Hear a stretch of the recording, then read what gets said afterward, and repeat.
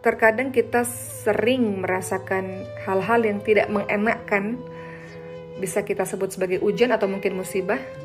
Selanjutnya, kita akan membahas mengenai bagaimana cara menjalani ujian agar terasa ringan. Pertama, adalah mengimani takdir Allah. Dalam hadis riwayat Muslim, Rasulullah SAW bersabda, Allah telah mencatat takdir setiap makhluk sebelum 50.000 tahun sebelum penciptaan langit dan bumi. Dan Ibnu Qayyim mengatakan, landasan setiap kebaikan adalah jika engkau tahu bahwa setiap yang Allah kehendaki pasti terjadi, dan setiap yang tidak Allah kehendaki tidak akan terjadi. Jadi ini membuat kita merasa lebih ringan. Ujian-ujian kesedihan misalnya yang terjadi kepada kita, memang ini adalah bagian dari takdir Allah yang sudah Allah berikan 50.000 tahun sebelum penciptaan langit dan bumi.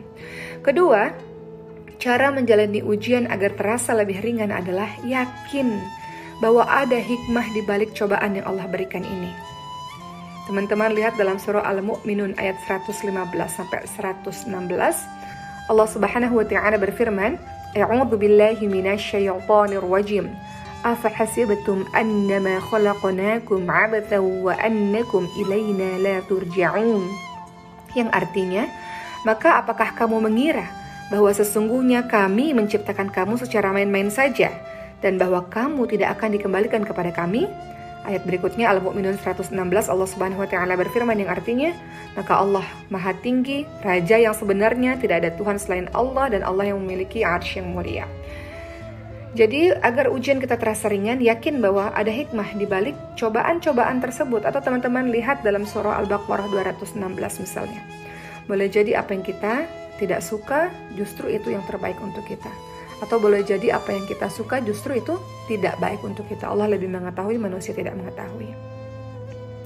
Selalu ada hikmah, selalu ada kebaikan dalam setiap kejadian. Yang ketiga, agar kita merasa ujian atau cobaan kehidupan terasa ringan, ingatlah bahwa musibah yang kita hadapi belum seberapa. Kata Rasulullah apa? Musibah yang menimpaku sungguh akan menghibur kaum muslimin. Atau dalam lafaz lain Rasulullah SAW bersabda, siapa saja yang terasa berat ketika menghadapi musibah, maka ingatlah musibah yang menimpaku. Ia tentu akan merasa ringan dengan musibah tersebut. Ingat bahwa Rasulullah SAW sudah yatim piatu sejak kecil. Kemudian Rasulullah SAW dimusuhi oleh saudara-saudaranya sendiri, pamannya sendiri, karena menegakkan Islam. Kemudian kita lihat lagi Rasulullah SAW kehilangan harta-hartanya, kemudian diusir dari kampung halamannya, kemudian dicaci maki, sahabat-sahabatnya diperlakukan dengan tidak baik, disiksa dan sebagainya. Jadi kata Rasul, kalau engkau merasa ada sesuatu yang sedih dalam hidupmu, maka lihatlah ujian-ujian yang menimpa Rasulullah, maka engkau akan terasa lebih ringan. Atau teman-teman bisa lihat dengan teman-teman lainnya yang ujiannya jauh lebih berat daripada kita, sehingga kita tahu bahwa ujian yang kita hadapi tidak seberapa. Masih banyak yang lebih mengerikan, menyedihkan dibanding dengan kisah kehidupan kita. Keempat, agar ujian terasa lebih ringan, ketahuilah bahwa semakin kuat iman seseorang memang akan semakin diuji. Teman-teman, kita lihat bahwa Rasulullah SAW pernah ditanya oleh seorang sahabat, ya Rasul, manusia manakah yang paling berat ujiannya? Maka Rasul menjawab, para nabi, kemudian yang semisalnya dan semisalnya lagi. Seseorang akan diuji dengan kondisi agamanya, sesuai dengan kondisi agamanya, kata Rasul. Apabila agamanya kuat, maka semakin kuat atau berat pula ujiannya. Dan apabila agamanya lemah, maka dia akan diuji sesuai dengan kualitas agamanya. Seorang hamba, kata Rasul, senantiasa akan mendapatkan cobaan hingga ia berjalan di muka bumi dalam keadaan bersih dari dosa. Jadi kalau keimanan level tinggi, maka yang akan mengganggu jin level tinggi juga. Ketahuilah, tadi yang keempat ya, untuk kita merasa ringan dalam ujian, bahwa semakin kuat iman seseorang, maka dia ujiannya akan semakin besar.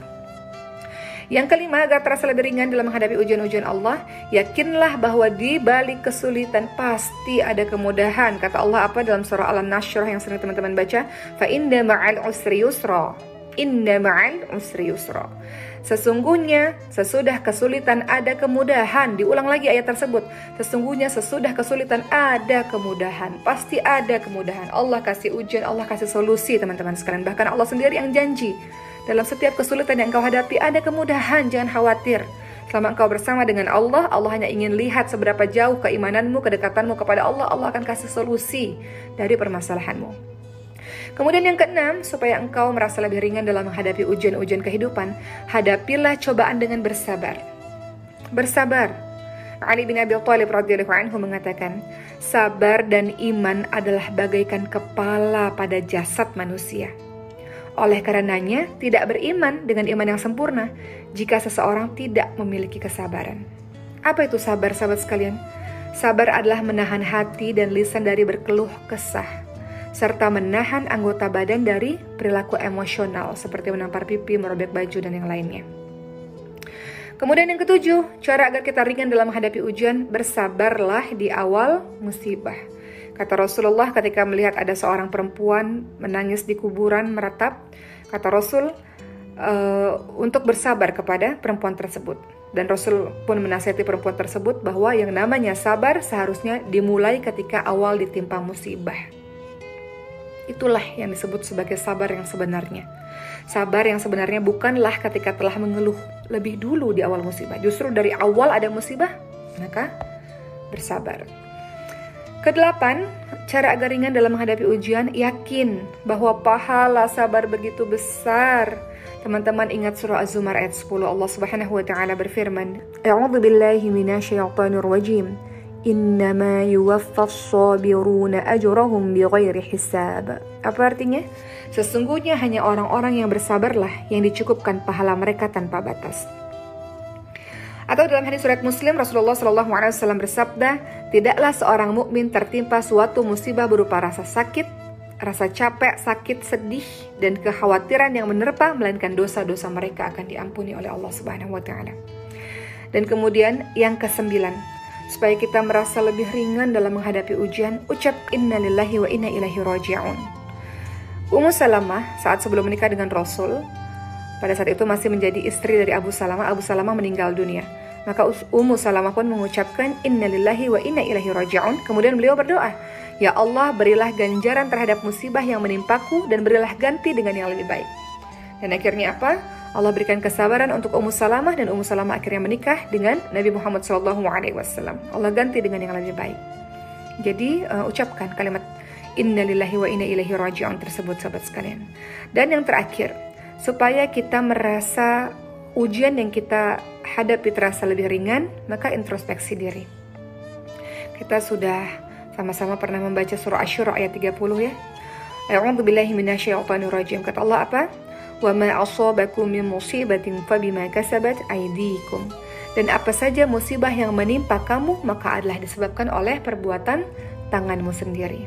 Musibah atau cobaan yang terjadi kepada kita bisa saja disebabkan dosa-dosa yang pernah kita perbuat, baik itu misalnya syirik atau dosa-dosa besar lainnya, maksiat dan lainnya. Kita lihat dari perkataan Ibnu Abbas, beliau mengatakan akan disegerakan siksaan bagi orang-orang beriman di dunia disebabkan dosa-dosa yang mereka perbuat, dan dengan itu mereka tidak disiksa atau diperingan siksanya di akhirat. Jadi mudah-mudahan dengan 10 poin yang sudah saya sampaikan tadi, teman-teman merasa lebih ringan dalam menghadapi ujian-ujian Allah. Itu pasti terjadi di kehidupan kita, dan senantiasa dekat kepada Allah, karena musibah terbesar bagi seorang mukmin adalah ketika dia berlari jauh daripada Allah Subhanahu wa taala. Allah tidak tinggalkan dia, tapi dia yang malah meninggalkan Allah. Semoga bermanfaat.